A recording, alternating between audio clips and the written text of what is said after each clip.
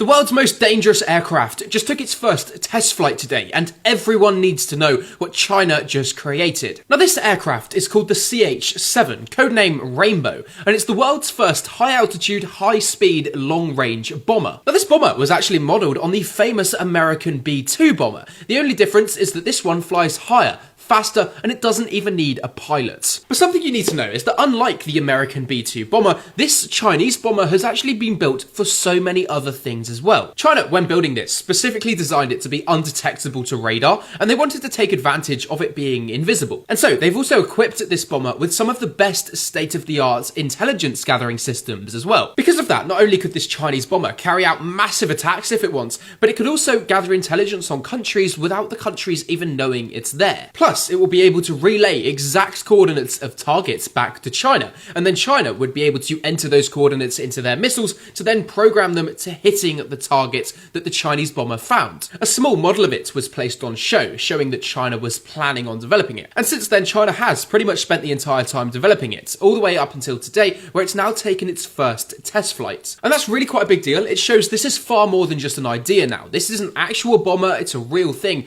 and it's probably really quite dangerous. At the speed that China works, this thing could become operational and in their military just within the next few months. China does not act slow with things like this. And as usual, I'm the only one that's going to tell you about stuff like this, so you can leave me a follow for some more global news like this.